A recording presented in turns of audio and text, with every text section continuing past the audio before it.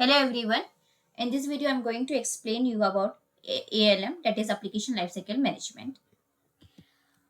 I'm going to cover the following topics, that is what is ALM, what are ALM process, why ALM, stages of ALM, advantages of ALM, and then what all tools available for ALM. And so we are going to also look for the some scenarios from the developer perspective as well as from the project leader perspective. Next, how it is different from SDLC as well as from PLM. What is ALM? The full form of ALM is Application Lifecycle Management. Application Lifecycle Management is the people, tools, and process that manage the life cycle of an application from conception to end of life. Application Lifecycle Management supports agile and DevOps development approaches by integrating these disciplines together and enabling teams to collaborate more effectively for your organization. Application Lifecycle Management tools automate software development and deployment processes, helps ensure the compliance is achieved and maintained, and create a standardized environment where all teams involved in the application lifecycle can communicate and collaborate. ALM process is mainly broken down into three elements: governance, development, and operations. First, governance. It includes requirements management, resource management, data security, user access, review, audit, deployment, control, and rollback. It also provides resource management, data security, and user access. So, what are the benefits of governance? So, it aligns with business strategies, developing a business case, offers continuous monitoring, funding projects which delivers the highest value, clear accountability and control. Second, application development. It includes identifying current problems, planning, design, building, and testing the applications. This area consists of the traditional developer and app maker roles. This stage includes identifying current issues, planning, design, building, testing, deploying, etc. Next is application operation. The next important element of ALM is application operation. This area includes the deployment of the app and the maintenance of the technology step. In the waterfall software development method, operation is a separate stage from development. DevOps team brings operations and developments together into fully integrated continuous process. Next, we will look why ALM is important. So, the main reason for using ALM are: if you are using ALM, then you have the good visibility into project status. Teams are able to communicate effectively. It is easy to track or define requirements. The software was tested adequately. The cost of maintaining and operating the solutions remains limited.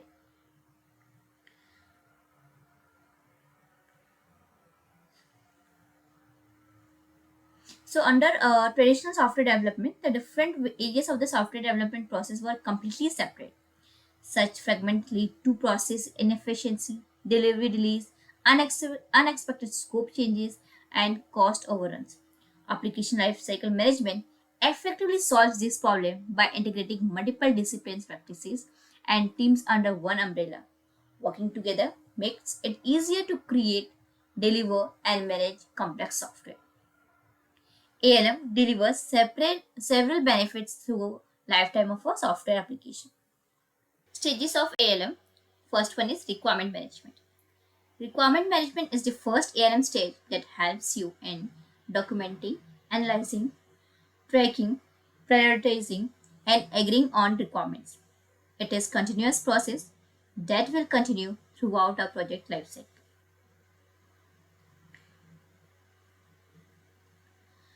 Let's understand requirement gathering with an example. A bank is looking at building a mobile banking application. It defines two users, customers and administrators. The requirement management team identifies two user stories. A customer user story that states that customer uses the application to submit a request to open a new bank account.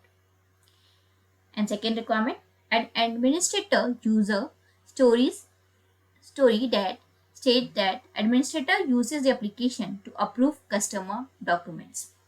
So first one is requirement is to create a new bank account, and second is to approve customer documents. Also, the requirement management team identifies that the application software system should comply with the security standard that meet data privacy laws. Now, second thing. Second stage is what? Design. So design management is a process that helps to enhance customer satisfaction and loyalty by improving usability. It also provides the interactions among the customer and the product.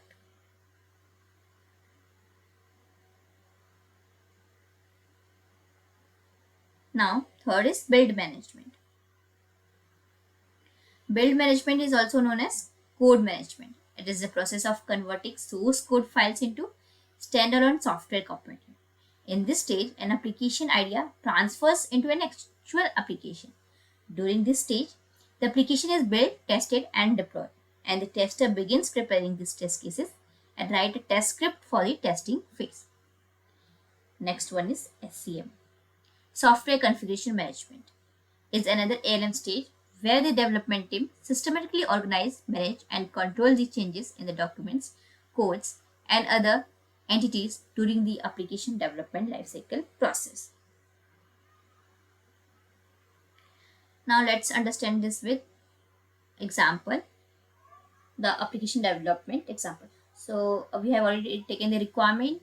So now designing and building an SCM will come inside the application development example. So the same, we're going to consider the same example, that is for banking system. So here the banker's IT team makes a development plan for the mobile application. The team members identify that they need a complete they need to complete this customer's user story first and then test it thoroughly before starting on the administrator's requirement. However, they know they have to complete both requirements before launching a new product.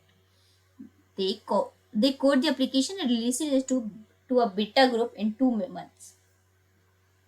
Now, test management. In the testing phase, the tester need to verify that the application is complying with the requirements defined in the initial steps of the process. They also need to ensure that even if this is not properly defined in the requirement phase, the application will meet the user expectations and all the other stakeholders that will require to support it throughout its life cycle. So let's understand this with an example. With the same example that with banking mobile application, the bank's quality assurance teams verifies the business case of opening accounts for its mobile banking application. They find that a customer can select only a driver license as ID proof. Since the bank also accepts passport as an ID proof, they ask the development team to update the application to include this information. Now, next is operations and maintenance. Operations and maintenance is the next phase in the ALM phase. The process of monitoring, management, and the development of the application will begin. In DevOps, this ALM phase it covers release, config, and monitor. In this stage, you will find and resolve bugs. This phase helps you to plan and prioritize the next update to the product. Let us understand this with an example, that is application deployment. The bank's mobile application team uses a cloud server to host the application code so that an administrator can access it from any website. From websites, they also deploy the code in the App Store of popular mobile platforms so customer can download it directly. And how they're going to maintain it, let's understand with an example. Their bank's IT team monitors their mobile application performance and find that it slows down when customer upload documents. They make the system changes and improve the design before releasing the next update. Now, last one is user experience. Maintenance or user experience, it is the traditional longest stage of ALM. So it is also the one where the participation of the testing and the development teams is usually the lowest. After the application is developed, the role of the users comes to play. They check the entire application and share their experience, and based on their feedback, their final application will be delivered. Advantages of ALM. ALM gives good visibility to project status. Communications and interactions between teams are effective. It is, it is easy to track and organize, so helpful in gaining control on system. Allows room for real-time decision making. Cost of operating and maintaining the product is minimum. It promotes team to produce product with speed and agility to stay competitive. ALM contains integrated system to collect feedback and pass it down to the teams in order to improve the product. So these are all advantages of ALM.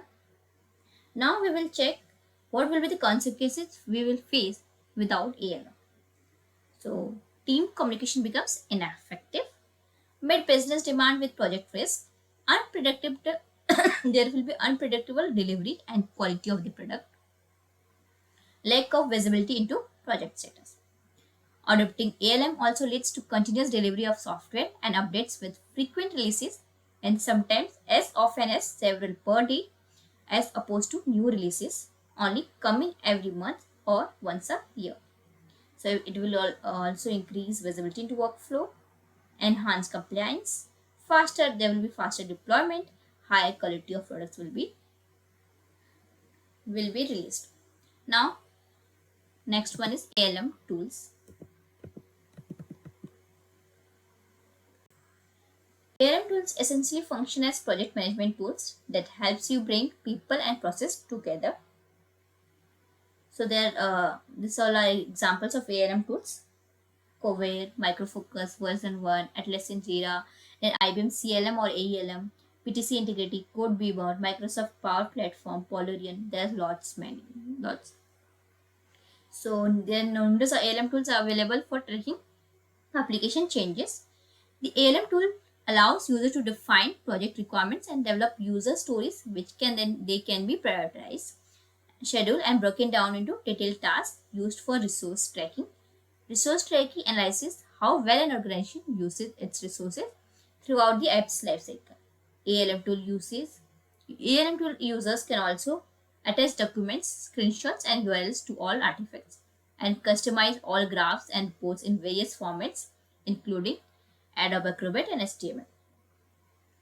So organizations should look for several key features when choosing an ALM tool. Version control.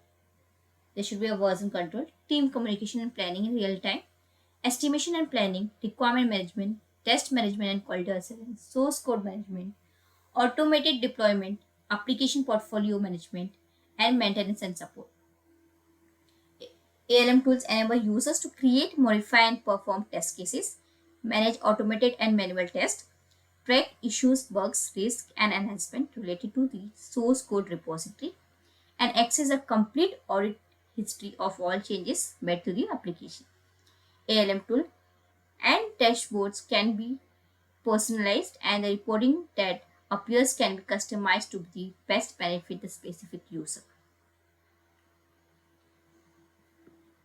Now, next one is use case scenario from the developer perspective and from the project lead perspective. So let's understand from the developer perspective how developer will going to use the ALM tool. So first of all, developer will start his work. So before starting the work, he will going to check all the priority which is assigned to him. The highest priority task he will be first pick up. Then he will change the status of the task to in progress, and he'll going to check out the code from the source code repository. He will implements a unit test with the testing framework. He will going to execute tests with the standard build script, code inspection display, illegal naming convention, or potential bugs. So if there will be any naming convention issue or potential bugs, then he'll going to fix the code retest the script, and after confirming the code, the coverage rate meets the target rate. He commits the code with the task ID. Then he will check out the code and run build script.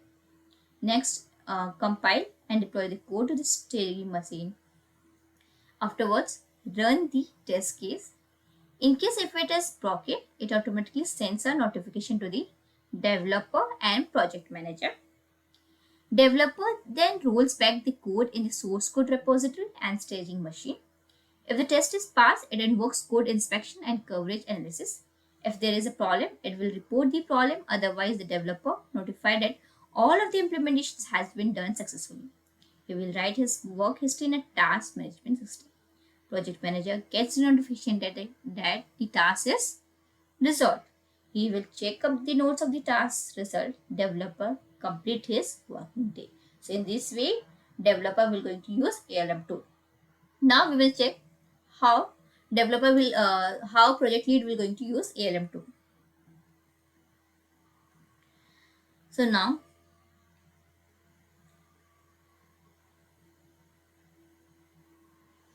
we will understand the use cases from the perspective of the project leader.